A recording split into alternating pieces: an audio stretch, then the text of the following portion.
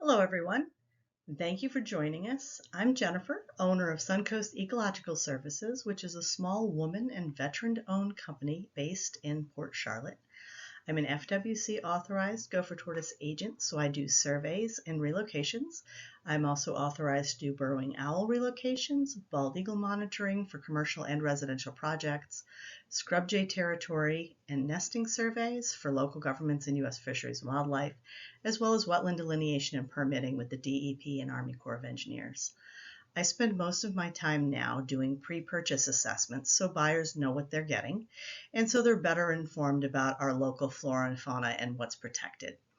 It's a terrible thing when people move here and end up hating the tortoises or hating the environment because it costs them a lot of money to move the tortoises or fill the wetlands.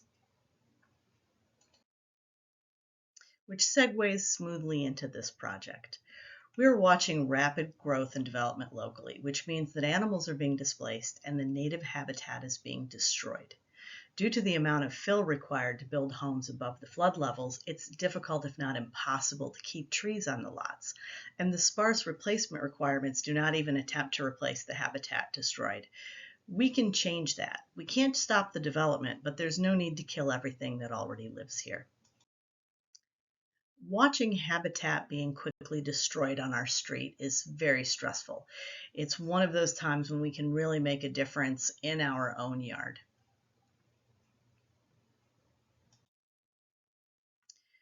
Look at these lots behind some spec-built homes in Northport with a local builder. Imagine what the yards would look like with a 10-foot wide strip of native vegetation along the back. It provides habitat for all of the critters and provides a nice buffer between the backyards. It would be little to no maintenance, and multiple yards together suddenly are a habitat corridor that keeps the animals off the roadways. Over the last few years, I've been trying to find a way to restore the native habitat in a way that's useful for our tortoises, birds, pollinators, and other animals while being low maintenance and still pretty for the homeowners. I started with the idea to create appropriate habitat for on-site tortoise relocation rather than shipping all of our tortoises off to Okeechobee. In putting that plant list together, it quickly became apparent that many species could benefit from these habitat restorations. Stepping stones of habitat are important for birds and flying pollinators. Just recently, a scrub jay that had been tagged in Osprey at Oscar Scherer Park a few years ago was recently spotted in Deep Creek. That bird flew through Northport to get there. With better habitat and more stopping places, more birds can make that journey and improve breeding populations across the area. Public Works and Parks and Recreation are already spending taxpayer money to install landscaping in public spaces. It should be mostly native and take our local wildlife into consideration. You can still use some exotics, but it should be mostly native to this area. Builders and developers are already required to put in a certain amount of landscaping and trees, and native habitat restoration should become part of that installation on every single lot that's developed. Homeowners can't stop the lot next door or down the street from being cleared, but they can replace what's being lost on their own lots. Plants were selected based on multiple criteria. They're not only Florida native, but they're locally native. They're low maintenance species that thrive in dry, scrubby conditions, so they don't need additional irrigation. The planting layout was designed for the mature size of these species, so it should be very low maintenance going forward. The specific wildflowers that are chosen not only serve the butterflies and bees and other pollinators, but they're medium to high forage value for the tortoises as well. Starter burrows can be added to further keep the tortoises off the streets and give them a safe place that isn't the lot next door.